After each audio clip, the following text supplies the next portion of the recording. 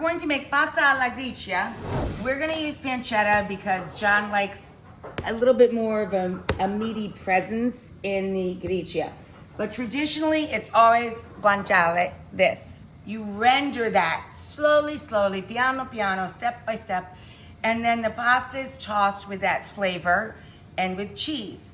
I like a combination of pecorino romano, which is sheep's milk cheese and very tangy and salty, and parmigiano reggiano. That's the essence of pasta alla Gricia.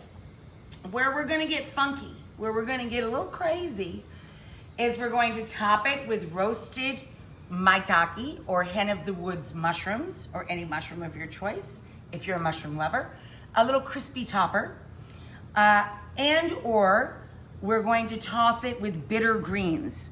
This is radicchio, okay? The purple little lettuce that looks like a baby cabbage, but it isn't. And this is its core.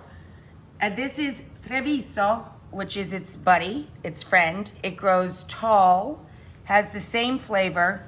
So either or. The lemon zest, I took big strips, either with a sharp paring knife or a vegetable peeler. Try and get as little of the pith or the white part as possible, okay? And then we're gonna cut them into pretty little, very, very, very, very, very thin matchsticks. You can also just zest it with your zester or your grater, that's fine too. For 1 pound of pasta, you want about 3 cups of shredded radicchio if you're choosing that option. And I'd say about 3 tablespoons of the shredded lemon peel, or if you were just zesting it, just take the color off the outside, it's fine. You'll probably end up more at about 1 tablespoon if you're zesting. The hen of the woods or maitake is what we're using.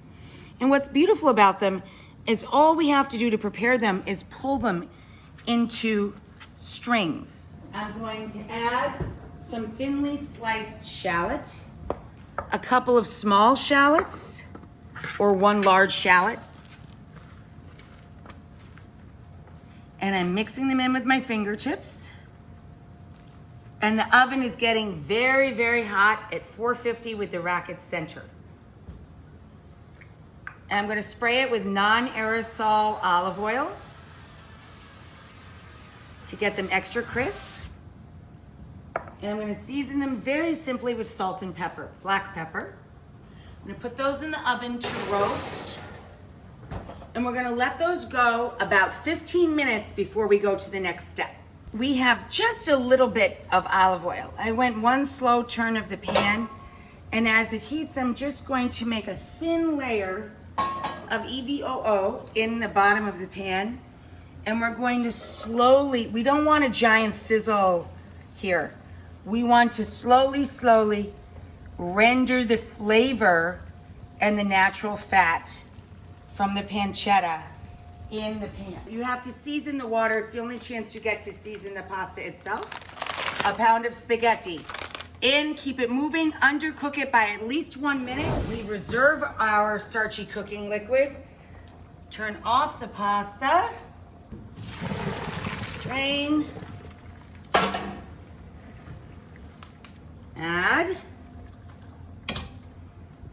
lemon juice, squeezing cut side up to keep the seeds with the lemon, of course, instead of in our pan. Cheese, or cheeses in our case. Now we're going to toss the pasta with the radicchio and the lemon and the guanciale or pancetta. And how do we get this all to marry and emulsify? The magic liquid from the starchy cooking water from the pasta itself. Gather up our crispy topping onto the parchment, which becomes the funnel. And then a little flat leaf parsley. And there you go. I know John just wants a fork. He's just going to eat straight from the pan.